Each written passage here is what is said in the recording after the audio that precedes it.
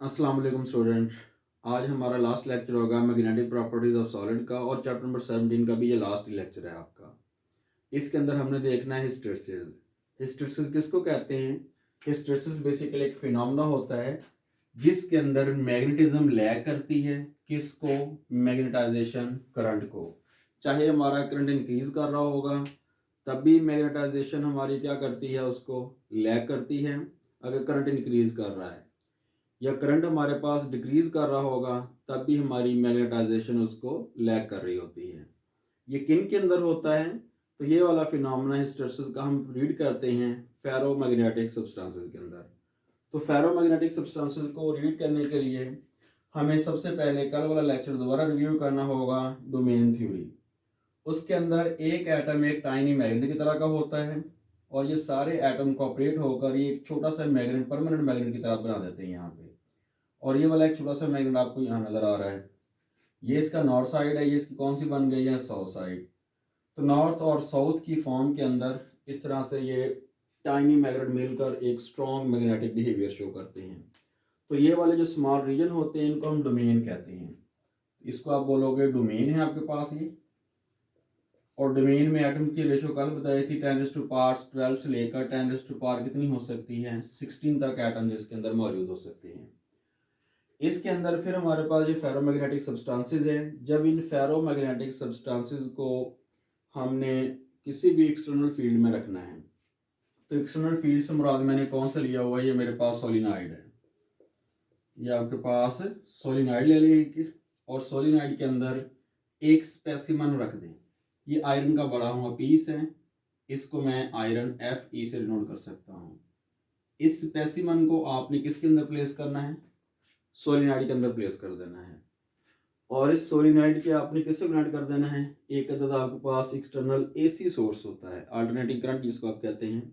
कि एक सोलिनॉइड लेंगे, उस सोलिनॉइड के अंदर आपने एक स्पेसिमन रखना है। ये स्पेसिमन कौन सा मटीरियल है? फेरोमैग्नेटिक मटीरियल है। एक मटीरियल बेसिकली जब आप इसमें से करंट गुजारते हैं, जब इस सोलिनॉइड में करंट गुजरेगा तो अंदर पड़ा हुआ स्पेसिमन भी आपका मैग्नेटाइज हो जाता है।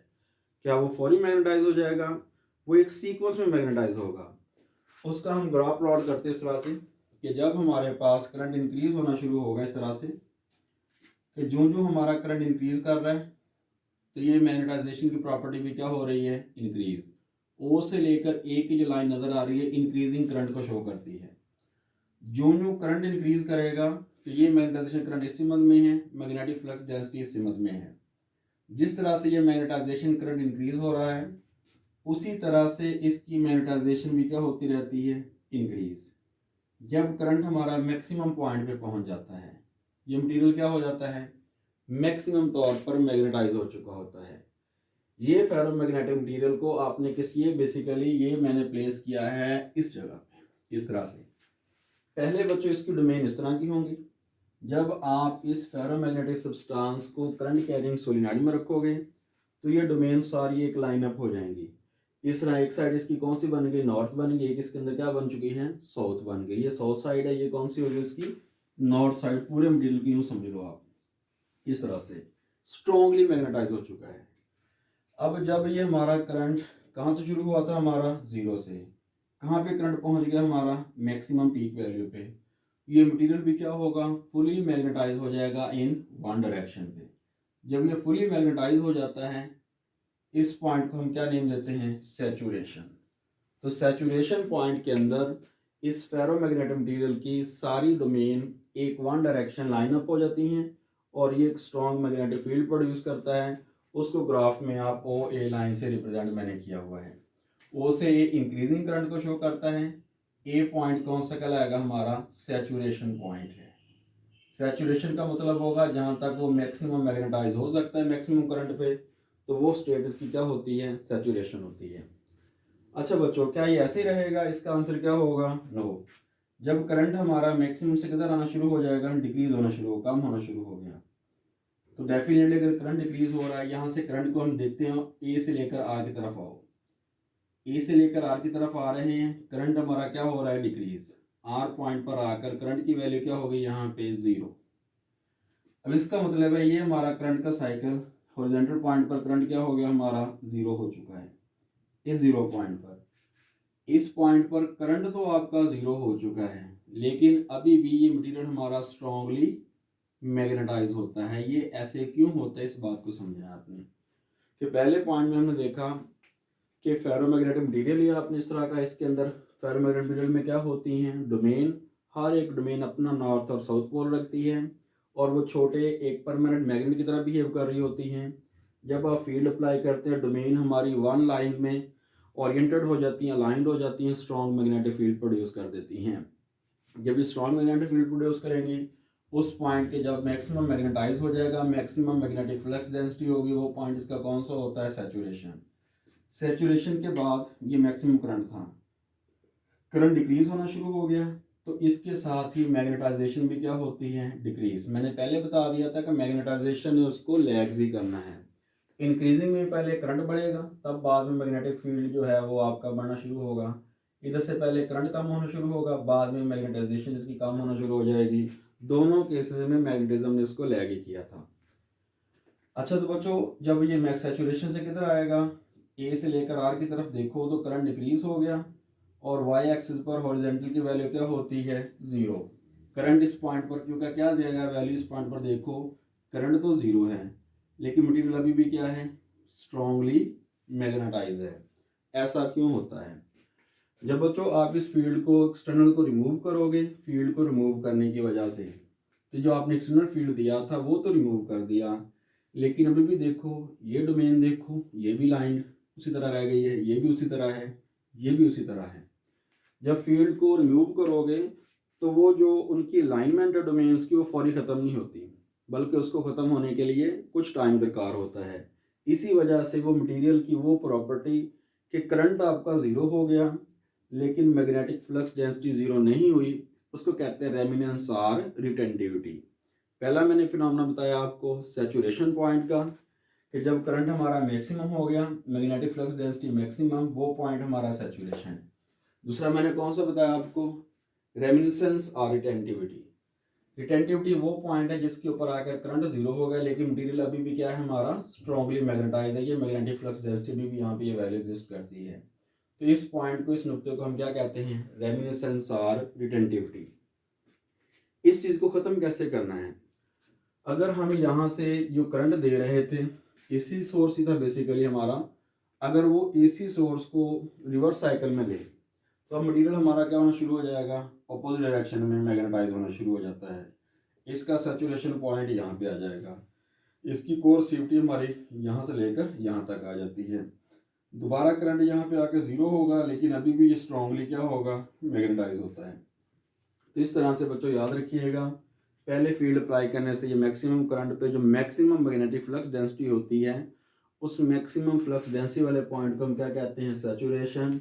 इसमें फेरोमैग्नेटिक मटेरियल की डोमेन्स हमारी लाइनअप हो जाती हैं।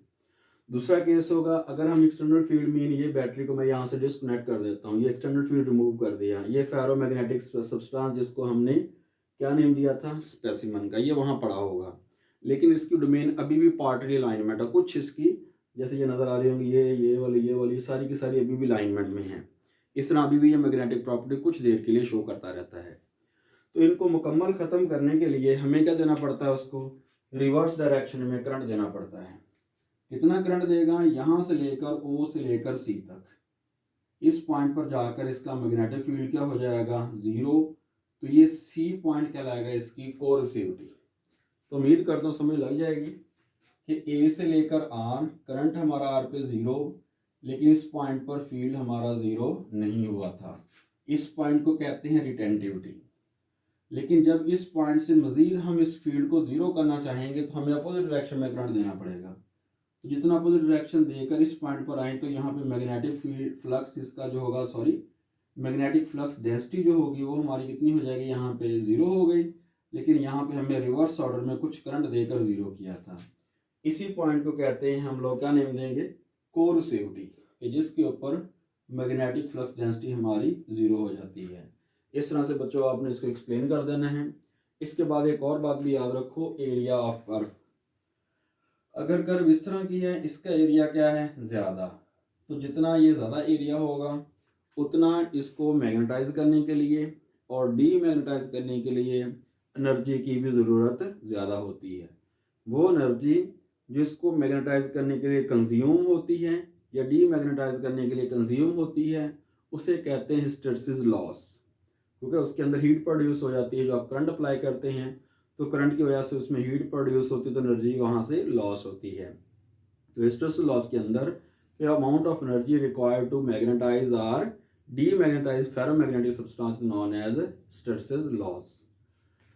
तो अच्छा बच्चों, हिस्टैरिसीस लॉस किस पे डिपेंड करेगा? वो डिपेंड करेगा एरिया ऑफ कर्व। ये मैग्नेट हमारे पास कौन सी है?